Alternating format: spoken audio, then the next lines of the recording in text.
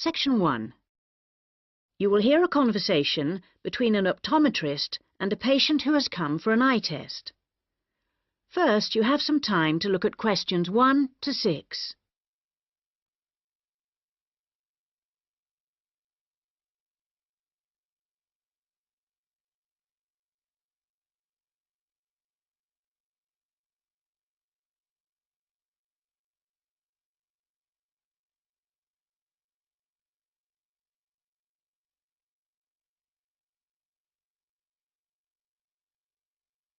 You will see that there is an example that has been done for you. On this occasion only, the conversation relating to this will be played first. Good morning. Can I help you? Yes, I'm here for an appointment at 10 o'clock with the optometrist. I'm a little early. I know it's only 10 to 10. Are you Simon Lee? Yes, I am. The time of the appointment is 10 o'clock, so 10 a.m. has been written in the space. Now we shall begin. You should answer the questions as you listen, because you will not hear the recording a second time. Listen carefully and answer questions 1 to 6. Good morning. Can I help you? Yes, I'm here for an appointment at 10 o'clock with the optometrist. I'm a little early. I know it's only 10 to 10. Are you Simon Lee? Yes, I am. I'm Rachel White, the optometrist here today. Come in and take a seat. Thanks. Before we test your eyes, I just need to get a few details from you. So, Simon, what's your full name? Simon Anthony. That's A-N-T-H-O-N-Y. And my family name is Lee. L-E-E. Mm-hmm. And your date of birth, Simon? The 1st of June, 1989. The 21st of June? No, the 1st of June. Oh, whoops, sorry. 1989. Ah, same year my son was born. What's your current address? I'm living at a hall of residence. Which one? At University Hall, not far from here, in Adams Terrace. University Hall. And do you have any medical insurance? Yes, I'm fully covered. And who are you insured with? I'm with Health for Life. Healthy Life. No, people always get that wrong. It's Health for Life. They're part of some big insurance company. Good. Now, Simon, have you ever had your eyes tested before? Yes, once, but not recently. It was when I was still at school. So, roughly when would that have been? Probably around September 2007. No, on second thoughts, it must have been the year before. September 2006. And my eyesight was fine then. But you're having a little difficulty now, are you? Well, yes. Since I started at university, I've been having difficulty with distance vision. I can't always see things in the distance. Well, let's have a look. Now, I'm just going to cover your left eye. Yeah. Can you read the top line? Yes. R-B-Q-S.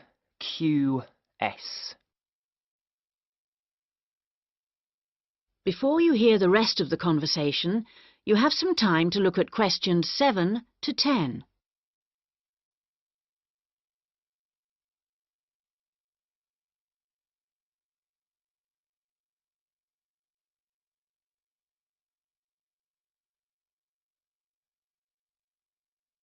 Now listen and answer questions 7 to 10.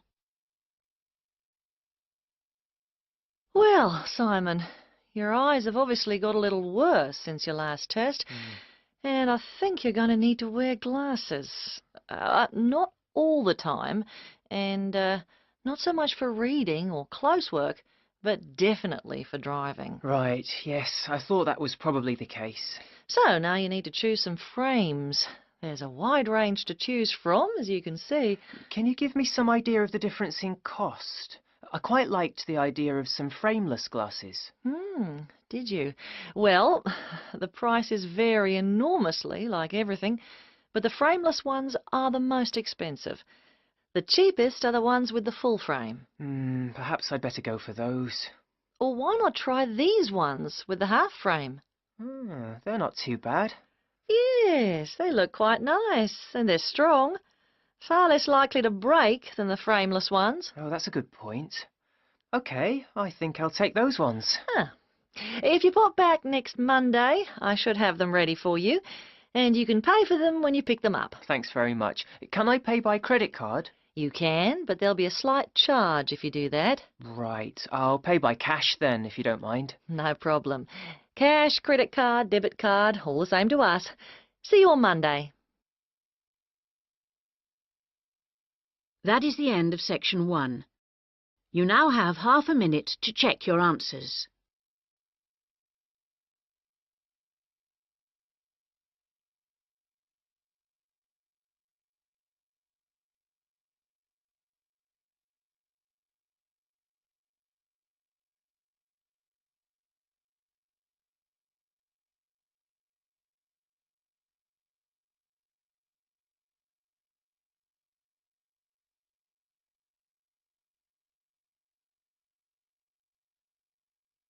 Now turn to section 2.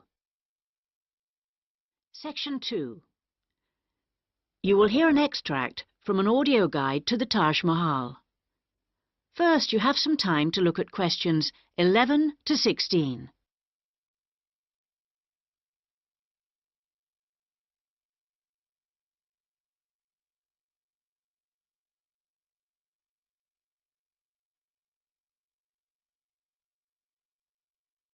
Now listen carefully and answer questions 11 to 16. Welcome to our audio tour of the Taj Mahal. The Taj Mahal is the most popular tourist attraction in India. It's also one of the most spectacular buildings of the world and is considered as a symbol of love. But how many people realize that it was actually built as a tomb or burial place for the emperor's wife? The Taj Mahal was built by the Mughal Emperor Shah Jahan to commemorate his beloved wife Mumtaz Mahal when she died. And although this was not his original intention, for he had planned to build a black marble tomb for himself, they both lie side by side in the tomb today. Emperor Shah Jahan's two greatest passions were architecture and jewelry, and both are represented here in all their splendor. The most skilled architects and craftsmen came from across India and countries as far away as Persia and Turkey.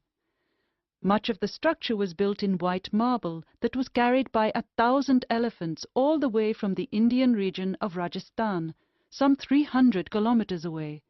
Crystal and jade came from China, sapphires from Sri Lanka, and turquoise from Tibet. But there's a lot more to the Taj Mahal than just the tomb.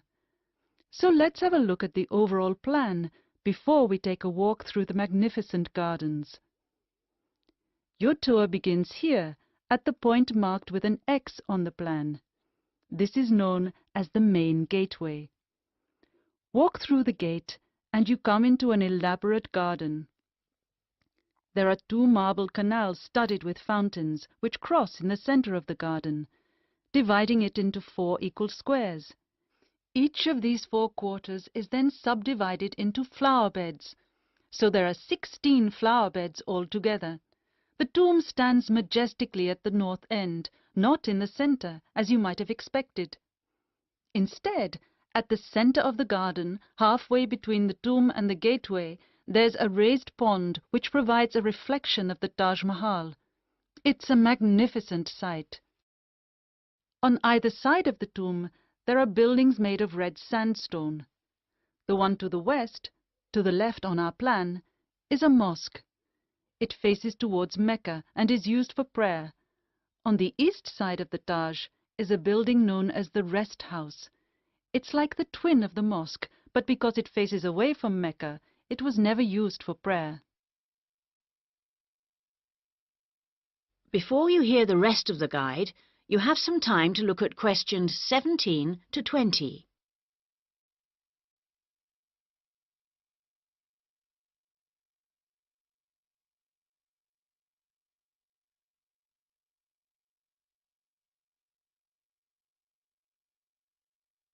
Now listen and answer questions 17 to 20. Many people have asked what the rest house was for. Was it a place for pilgrims to stay? Was it a meeting hall of some kind? Perhaps the most likely answer to this question is that its purpose is purely aesthetic, to act as a visual balance for the mosque and preserve the symmetry of the design of the whole complex. Let's have a look at some of the engineering features of the garden. For one thing, they require a constant supply of running water. When it was built, water was drawn from the river manually, using an elaborate rope and bucket system, pulled by a team of bullocks.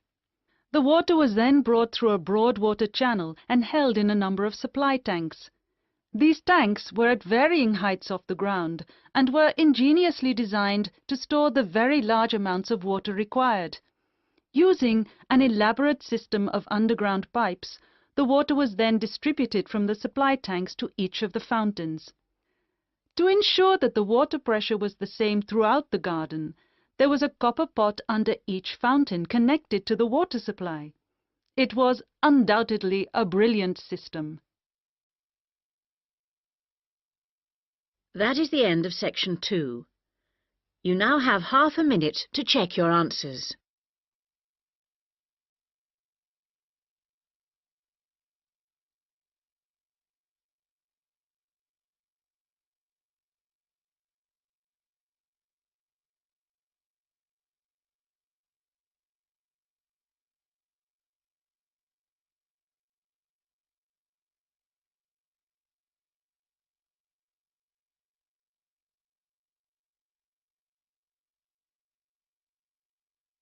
Now turn to section 3.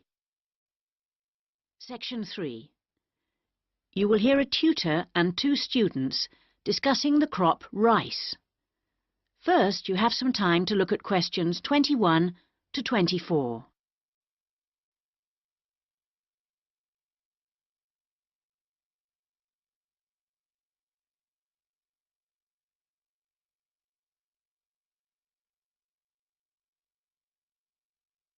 Now listen carefully and answer questions 21 to 24. Good morning, everyone. So, following on from our tutorial on European agriculture last week, Daisy and Eric are going to talk about the most commonly grown crop in Asia, which is, of course, rice. Eric, can you tell us what you've been working on? Yes, sure. We've been looking at the role of rice in a number of countries, how it's grown, ways of increasing production. As I'm sure you know, rice is the staple diet throughout Asia and, in fact, 90% of the world's rice is grown and eaten there. Daisy's got some background on that. Well, rice was originally a wild plant which started out in the tropical regions of Asia. But there are literally hundreds of varieties today, and each with different qualities. For instance, one will survive floods, while another will grow in relatively dry conditions. A third has a really lovely smell. But wherever it grows, rice needs a lot of water. What do you mean by a lot?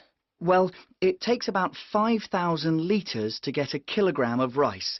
This can be supplied either naturally or by irrigation. And as most rice-growing countries suffer from unpredictable weather, including drought, water management really is the key. Research has become so important now that each rice-growing country in Asia has its own research institute. Whether we're talking about Japan, China or Bangladesh, and they're all coordinated by a group in the Philippines called the International Rice Research Institute. Interesting. Bangladesh, for instance, has been successfully using different rice varieties and fertilizers for 30 years. But because it's such a flat delta country, it's very difficult for the water to drain away after the monsoon season, so they need to find special rice crops that can survive the floods. And with global warming, the situation is more urgent than ever. Before you hear the rest of the discussion, you have some time to look at questions 25 to 30.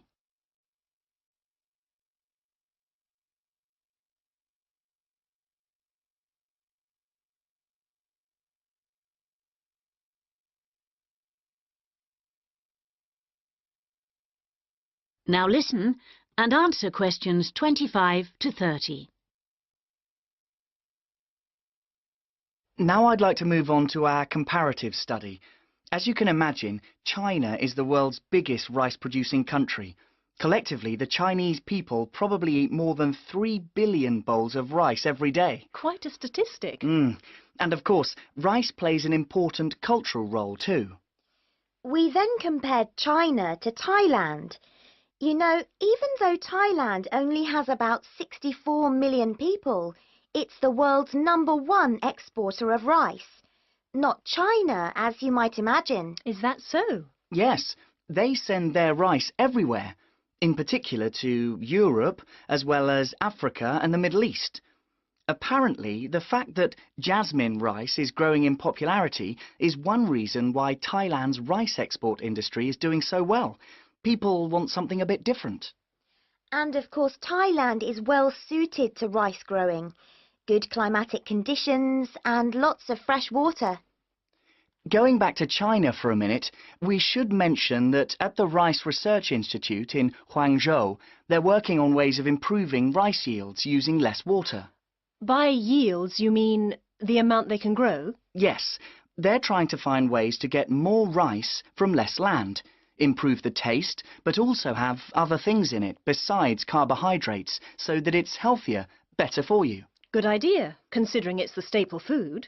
And then you've got Japan, which is totally self-sufficient when it comes to rice.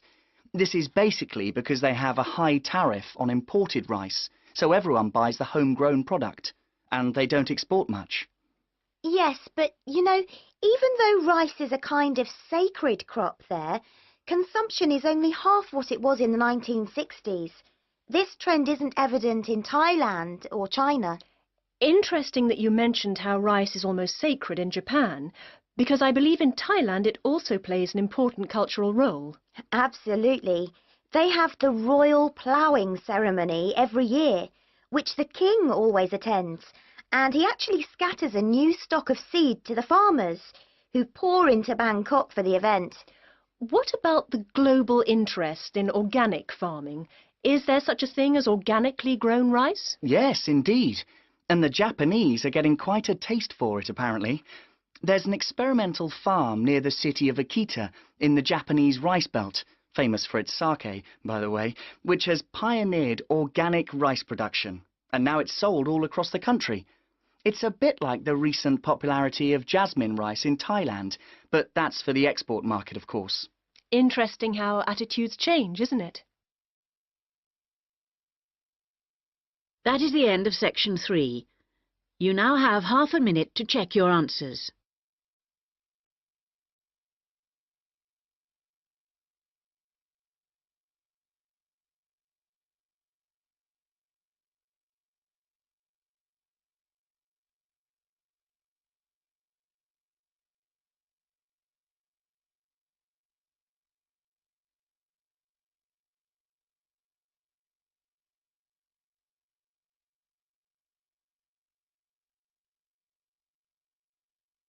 Now turn to section 4. Section 4. You will hear part of a lecture about writing for radio. First, you have some time to look at questions 31 to 40.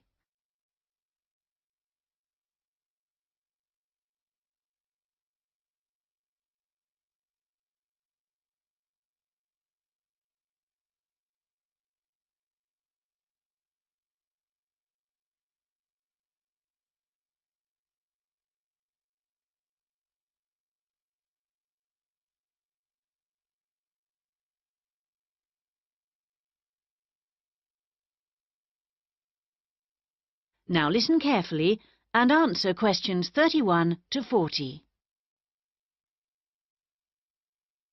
We're going to move on today to look at some of the key principles of writing for radio. Of course, the main thing that you have to remember is that a radio script is not written to be read, but to be spoken and heard. Now, putting this into practice is more difficult than it seems, because writing as we speak involves abandoning many of the normal rules of writing that have been taught to us from an early age. This is because we need to concentrate on how the piece sounds. Written words convey information, but they don't convey the full meaning of what you want to say. They don't tell you what to emphasize, what speed something should be read at, or where the pauses should come. So these have to be indicated in a script. Whatever is said on radio, whether it's a link to a magazine program, a film review, or even a voice piece in the news, needs to sound as if it's coming from the mind of the speaker, almost like part of a conversation, rather than something that's being read. Before you begin to write, it's a good idea to know who you're talking to visualize a typical member of the radio station's audience. If you're writing a film review for a local audience, for example, think about how you'd tell your grandmother about the film. Or if you're reviewing a pop concert, think about how you'd tell your friend about the band. The words have much more impact if each person feels they're being spoken to directly. So your tone needs to be informal. Rather than using impersonal words like listeners or the audience, you can make it more informal. Include them in what you're saying by referring to us and we. Once you know who you're talking to, the next thing is to work out what you're going to say. Don't forget that the person listening to you has no opportunity to ask questions. And in the same way, you can't repeat what you've just said. For these reasons, it's important that your script is logical and progresses smoothly. Too many facts too close together will cause confusion, so space them out evenly. The best scripts allow listeners to visualize what you're describing. For example, instead of giving the physical dimensions of a field, describe it as being the size of, say, a football pitch. If you're talking about a tall building, relate it to perhaps a 10-story block of flats. Now, all scripts need something that will grab the attention of the listener. You need something that'll make them say, "Hey, I want to stop and listen to this." So the first sentence has to do this for you. It needs to be intriguing, interesting, and then it needs to be backed up by a second sentence that explains what you're talking about. The last sentence should also give your listeners food for thought and can be in the form of a question or a statement that sums up the item. After you've finished your script, you need to polish it up. And the most effective method of doing this is by reading it aloud. This also helps you to avoid tongue twisters or words that you might find awkward to pronounce. That is the end of section 4. You now have half a minute to check your answers.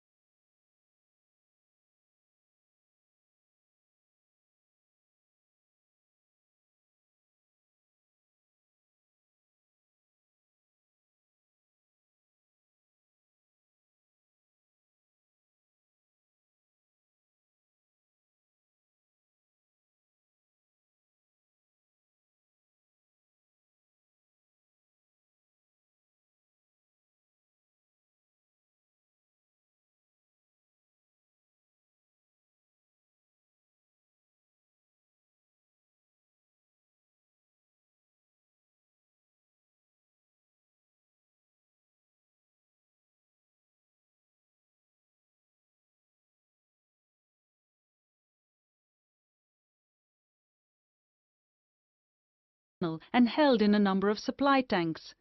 These tanks were at varying heights off the ground and were ingeniously designed to store the very large amounts of water required.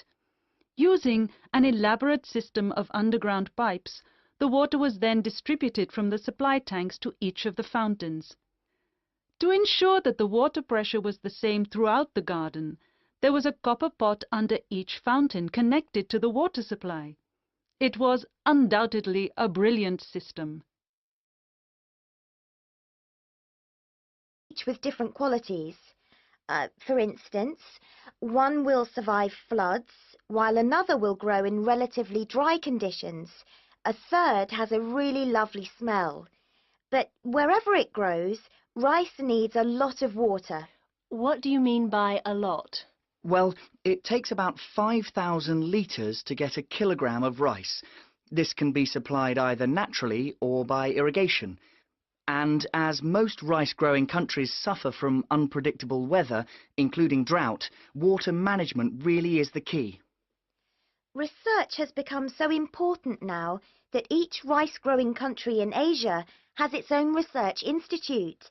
Whether we're talking about Japan, China or Bangladesh, and they're all coordinated by a group in the Philippines called the International Rice Research Institute. Interesting.